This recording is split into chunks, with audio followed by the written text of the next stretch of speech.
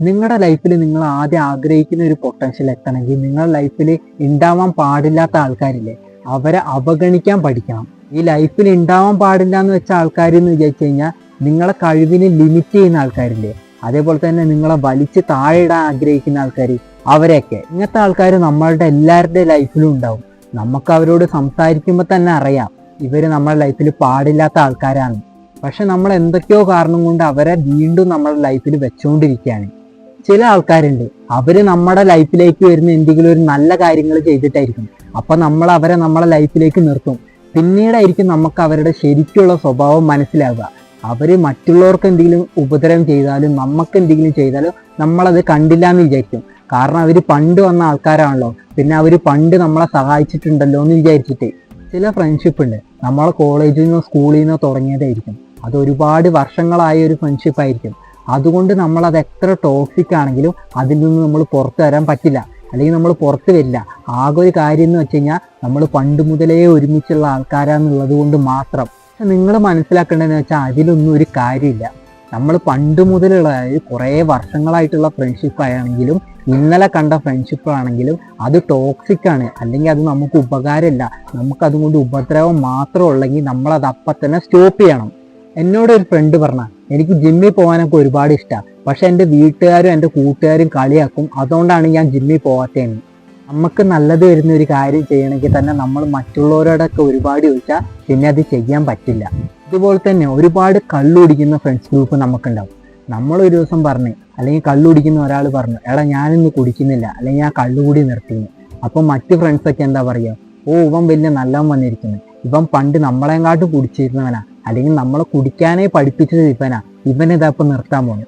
അങ്ങനെ അവർ അങ്ങോട്ടും ഇങ്ങോട്ടും പറഞ്ഞിട്ട് നമ്മളെ കളിയാക്കും. ഇതേപോലെ തന്നെയാണ് നിങ്ങളൊരു സിഗരറ്റ് വലിക്കുന്ന ഫ്രണ്ട്സ് ഗ്രൂപ്പിലുള്ളതെന്ന് വിചാരിക്കുക.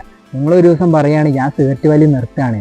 അപ്പം മറ്റുള്ള ഫ്രണ്ട്സ് എന്താ പറയുക, എടാ ഇത് നമ്മൾ ഒരുമിച്ച് തുടങ്ങിയല്ലേ, നമ്മൾ തുടങ്ങിയിട്ട് ഒരുപാട് വർഷമായില്ലേ, ഇതെങ്ങനെ നീ പെട്ടെന്ന് നിർത്തുക, ഞങ്ങളൊന്നും ഇല്ലാണ്ട് നീ ഇത് നിർത്താൻ പോകണോ, നീ ഈ ഒരു പ്രാവശ്യം കൂടി വലിക്കുക, അല്ലെങ്കിൽ നമ്മളിപ്പോൾ എല്ലാവരും കൂടി ഒരുമിച്ചിരിക്കല്ലേ, ഈ വൈബ് നമുക്ക് പിന്നീട് കിട്ടില്ല, അതുകൊണ്ട് നീ ഒന്ന് വലിക്കുകയും അങ്ങനെ പറഞ്ഞ് നമ്മൾ ഇമോഷണലി ഡാമേജ് ചെയ്യും. ഇതൊക്കെ ഉണ്ടല്ലോ ഈ നെഗറ്റീവ് പീപ്പിൾസിൻ്റെ ഓരോ ട്രിക്കാണ്. അതായത് നമ്മളെ ഇമോഷണലി ഡാമേജ് ചെയ്യുക, അല്ലെങ്കിൽ നമ്മളെ വിക്ടിമാക്കുക, നമ്മളെ കുറ്റക്കാരാക്കുക. എന്തിന്? അവർ പറയുന്നത് നമ്മളെ കൊണ്ട് ചെയ്യിപ്പിക്കാൻ. ഇതിനൊക്കെ ഒരു കാരണമുള്ളൂ, ഒന്നെങ്കിൽ അവർ നശിക്കുമ്പോൾ നമ്മൾ അവരോടെ നശിക്കണം, അല്ലെങ്കിൽ നമ്മൾ നന്നാവാൻ പാടില്ല. അപ്പം ഇനി ഞാൻ പറയുന്നത് ഇങ്ങനത്തെ നെഗറ്റീവ് ആൾക്കാരെ എങ്ങനെ നമ്മളെ ലൈഫിൽ നിന്ന് പുറത്താക്കാം, അല്ലെങ്കിൽ ഇങ്ങനത്തെ നെഗറ്റീവ് ഫ്രണ്ട്സ് ഗ്രൂപ്പിൽ നിന്ന് എങ്ങനെ നമുക്ക് പുറത്ത് വരാമെന്നുള്ളതാണ്. നമുക്ക് ഈ നെഗറ്റീവ് ഫ്രണ്ട്സ് ഗ്രൂപ്പ് അല്ലെങ്കിൽ ഈ നെഗറ്റീവ് പീപ്പിൾ നമ്മുടെ ലൈഫിലുള്ള അതേ സെയിം ടൈം തന്നെ നമ്മളപ്പുറം നല്ല പീപ്പിൾസിനെ കണ്ടുപിടിക്കുക. എന്നിട്ട് അതേ സെയിം ടൈം അവരുമായിട്ട് ഒരു കണക്ഷൻ ബിൽഡ് ചെയ്യാൻ ശ്രമിക്കുക. പിന്നെ നിങ്ങൾ ഈ നെഗറ്റീവ് പീപ്പിളുമായിട്ടുള്ള ഇൻട്രാക്ട് ചെയ്യുന്ന സമയം പതുക്കനെ കുറച്ചു കൊണ്ടുവരിക. ഞാൻ എന്താണെന്ന് പറയുക, പെട്ടെന്ന് ഇത് കട്ട് ചെയ്യേണ്ടെന്ന് പറഞ്ഞത്. കാരണം പെട്ടെന്ന് ഇത് കട്ട് ചെയ്ത് കഴിഞ്ഞാൽ നമ്മൾ ഒറ്റപ്പെട്ടു. നമുക്ക് പോയി സംസാരിക്കാൻ വേറെ ആൾക്കാരും ഉണ്ടാവില്ല, നല്ല ഫ്രണ്ട്സ് ഉണ്ടാവില്ല, നല്ല ഫ്രണ്ട്സ് ഗ്രൂപ്പ് ഉണ്ടാവില്ല. അതുകൊണ്ട് നിങ്ങളിത് പെട്ടെന്ന് കട്ട് ചെയ്യേണ്ട ആവശ്യമില്ല. പിന്നെ നമ്മൾ ഈ ഫ്രണ്ട്സ് ഗ്രൂപ്പിൽ നിന്ന് പതുക്കനെ കട്ടായിട്ട് ഇറങ്ങി വരിക എന്ന് അവർക്ക് മനസ്സിലായി കഴിഞ്ഞാൽ അവർ വീണ്ടും സംസാരിച്ച് മാനിപ്പുലേറ്റ് ചെയ്ത് നമ്മളെ ആ ഗ്രൂപ്പിൽ നിർത്താനുള്ള ചാൻസ് ഉണ്ട്. അതുകൊണ്ട് അവർ പോലും മനസ്സിലാക്കരുത് നമ്മൾ ആ ഗ്രൂപ്പിൽ നിന്ന് പതുക്കനെ ഇറങ്ങി വരുന്ന കാര്യം. നമ്മൾ ഈ സെയിം ടൈം തന്നെ അപ്പുറത്തെ സൈഡിൽ നല്ലൊരു ഫ്രണ്ട്സ് ഗ്രൂപ്പ് ബിൽഡ് ചെയ്തെടുക്കണം, നല്ല ആൾക്കാരുമായിട്ട് കണക്ഷൻസ് ബിൽഡ് ചെയ്യണം. പിന്നെ നമ്മൾ ഈ നെഗറ്റീവ് പീപ്പിൾസുമായിട്ട് കുറേ സമയം സ്പെൻഡ് ചെയ്യല്ലോ, അത് പതുക്കനെ കുറച്ചിട്ട് ആ സമയം നമ്മൾ എന്ത് ചെയ്യണം, സെൽഫ് ഇംപ്രൂവ്മെന്റിന് വേണ്ടി ഉപയോഗിക്കണം. അങ്ങനെ ഒരു ഘട്ടത്തും ഈ നെഗറ്റീവ് പീപ്പിൾസിന് മനസ്സിലാവും നിങ്ങളും അവരായിട്ടുള്ള ആ കണക്ഷൻ കുറഞ്ഞു വരുന്നത്. അപ്പോൾ അവർ പണ്ടത്തെ പോലെ തന്നെ നിങ്ങളെ കുറ്റപ്പെടുത്തും, കളിയാക്കും. പക്ഷെ ഈ പ്രാവശ്യം അവരുടെ കുറ്റപ്പെടുത്തലുകളും കളിയാക്കലും നിങ്ങളെ ഏൽക്കൂല. കാരണം എന്താണെന്ന് വെച്ച് കഴിഞ്ഞാൽ അവരുമായിട്ടുള്ള കണക്ഷൻ കുറച്ചുകൊണ്ട് തന്നെ അവരില്ലാണ്ട് ജീവിക്കാൻ നിങ്ങൾക്ക് മനസ്സിലായിട്ടുണ്ടാവും. അതേപോലെ തന്നെ നിങ്ങൾ സ്വന്തമായിട്ട് ടൈം സ്പെൻഡ് ചെയ്യാൻ പഠിച്ചിട്ടുണ്ടാവും. പിന്നെ അതുമല്ലാണ്ട് അപ്പുറത്തെ സൈഡിൽ നിങ്ങൾക്ക് ഹെൽത്തി ആയിട്ടുള്ള ഒരു റിലേഷൻഷിപ്പ് അല്ലെങ്കിൽ ഒരു ഫ്രണ്ട്സ് ഗ്രൂപ്പ്, ഫ്രണ്ട്സ് നിങ്ങൾക്ക് ഉണ്ടാവും. അപ്പോൾ ഇവരെന്ത് പറഞ്ഞാലും ഇനി അത് നിങ്ങളെ ബാധിക്കുന്ന ഒരു കാര്യം അല്ലാണ്ട് മാറും. അപ്പം ഞാൻ ഇത്ര നേരം പറഞ്ഞ കാര്യങ്ങൾ നിങ്ങൾക്ക് മനസ്സിലായെന്ന് വിചാരിക്കുന്നു.